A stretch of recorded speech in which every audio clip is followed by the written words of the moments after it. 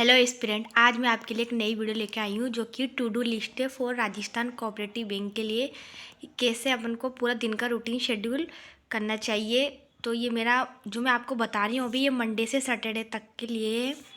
और सबसे पहले है जैसे कि मैंने ये पूरे जो टाइम टेबल है इस पूरे 24 घंटे में से 7 घंटे का बनाया है। मतलब 7 घंटे तो कम से कम इन सब्जेक्ट को देना ही होगा आपको। तो सबसे पहले राजस्थान जी के सबसे होता है कि रिवीजन और लर्निंग के लिए मॉर्निंग सबसे बेस्ट टाइम होता है। तो सबसे पहले आप 1 घंटा डेली मॉर्निंग में दीजिए।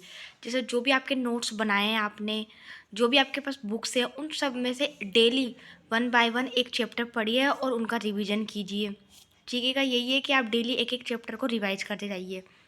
और सेकंड है इंग्लिश। इंग्लिश और राजस्थान जी के इन मोन मतलब इनको क्या याद करने जैसे और थोड़ी दिमाग में रखने वाली चीज़ें होती है, तो इनको सुबह मॉर्निंग में अच्छे से कर सकते हो। तो इंग्लिश इंग्लिश को भी आप सुबह डेली 1 घंटा दीजिए। आजकल सब हिंदी एडिटोरियल लेके आते हैं यूट्यूब पे, तो आप उस पर जा सकते हो, वहाँ से वोकैब तैयार कर सकते हो आप अपनी डेली डेली, क्योंकि ये बहुत इंपॉर्टेंट रोल प्ले करती है इंग्लिश में। अब और सेकंड उनको कर लीजिए 15-20 मिनट। फिर बाकी जो आपके पास टाइम बचता है उसमें ग्रामर है।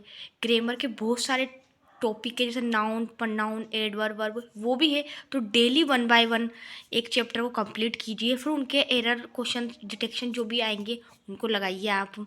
तो डे बाय डे चैप्टर को कंप्लीट करते जाइए। और हिंदू एडिटोरियल तो आप डेली पढ़िए। अब आता है अकाउंट्स। अकाउंट्स भी इसमें एक मेन प्ले करता है, क्योंकि इसके भी 25 क्वेश्चन आएंगे। तो या तो आप अपने अकॉर्डिंग मॉर्निंग कर लीजिए, डे कर लीजिए, पर मैंने तो दिन का कर रखा है तो मैंने डे। इसमें यह है कि आपने जो नोट्स बनाए उन नोट्स को रिवीजन कीजिए। जैसे भी आपसे 3 पेज 4 पेज जितना होता है, और उनको रिवीजन करने का उनकी PYQ लगाइए, या जो जो उनके क्वेश्चन दे रखे हैं उनको लगाइए।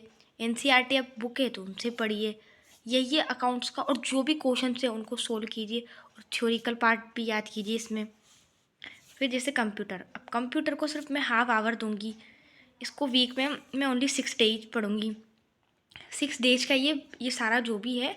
तो कंप्यूटर के लिए इसमें भी वही है, जो जो कि आपने सारे नोट्स बनाए उनको लर्निंग करिए, रिवीजन कीजिए, PYQ लगाइए।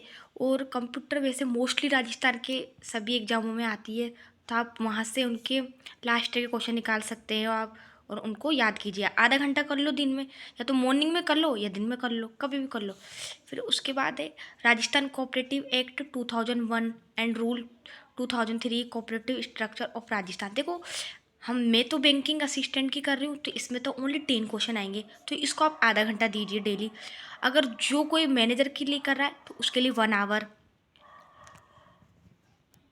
आवर भी पढ़ सकता है वो। नहीं तो जिनको जल्दी याद होता है, या तो हिंट टू हिंट याद कर लीजिए इनको, क्योंकि इसमें क्या एक्ट्स और जो रूल है बहुत सारे हैं। तो इनको आधा घंटा 1 घंटा या आपके अकॉर्डिंग पढ़ लेना। मैं आधा घंटा इसको पढ़ती हूँ और आधा घंटा इनको पढ़ती हूँ, क्योंकि मैं बाकी सब्जेक्ट और है उनको ज़्यादा टाइम देती हूँ। तो इनको भी पढ़, फिर एक्ट रूल उनको रिवीजन कीजिए, PYQ कीजिए, जो लास्ट ईयर के पेपर है उसमें से निकालिए। अभी तो मैं तो ओनली रिवीजन ही कर रही हूँ, लास्ट में PYQ लगाऊंगी। और सबसे इम्पोर्टेंट है इसमें रीजनिंग। देखो रीजनिंग क्या है, रीजनिंग में इसमें 40 क्वेश्चन आएंगे, तो मैं 1.5 घंटा इसको देती हूँ और ये दिन में देती हूँ मैं। तो रीजनिंग जैसे पजल हुआ, सिटिंग अरेंजमेंट, मिसलेनियस, आपने पूरा सिलेबस चेक किया होगा रीजनिंग का। ये IBPS कंडक्ट करवाएगा, तो आपको पता ही होगा कि रीजनिंग का पैटर्न क्या आता है। तो जैसे पजल्स हुई, आजकल यूट्यूब पे कहीं पर भी आप सर्च करोगे पजल फॉर बैंकिंग एग्जाम, तो आपको आराम से मिल जाएगी। डेली या 3-3 2-2 जिस हिसाब से धीरे धीरे बनती है वैसे करिए। सिटिंग अरेंजमेंट, मिसलनेस में सिलोक्स में आ गया, डायरेक्शन आ गए। चाहे इनको अल्टरनेटिव कर सकते हो, जैसे आपने पजल और सिटिंग अरेंजमेंट तो डेली कर लिया, अब आपके पास आया फिर मिसलनेस, उसमें सिलोक्स कर लो एक दिन डायरेक्शन कर लो, एक दिन ब्लड रिलेशन कर लो। तो ऐसे कर सकते हो 3-6-9, ऐसे आपके टॉपिक कंप्लीट होते जाएंगे। तो इसको मैं 1.5 घंटा देती हूँ, क्योंकि इसमें 40 क्वेश्चन बैठेंगे। और बाकी आता है फिर हमारा सेकंड मोस्ट इम्पोर्टेंट क्वांट्स। इस क्वांट में भी 40 क्वेश्चन आएंगे। तो रीजनिंग और क्वांट का बहुत इंपॉर्टेंट रोल होने वाला है इसमें, और एक इंग्लिश का, क्योंकि इनके ज़्यादा क्वेश्चन आएंगे। तो इसमें आप सबसे पहले सिंप्लीफिकेशन 10 क्वेश्चन कीजिए, फिर स्क्वायर, क्यूब, टेबल, फ्रैक्शन, इन सब का रिवीजन कीजिए, लर्निंग कीजिए, क्योंकि ये इंपॉर्टेंट पार्ट होते हैं। और अर्थमेटिक मतलब अर्थमेटिक के जो क्वेश्चन है daily daily chapter wise check कीजिए। अर्थमेटिक में loss profit, SI CI percentage, इनके एक चैप्टर को आप 2 दिन 3 दिन लीजिए अच्छे से, फिर उनके क्वेश्चन बाद में लगाना। पहले उन चैप्टर को बेसिक लेवल से पढ़िए।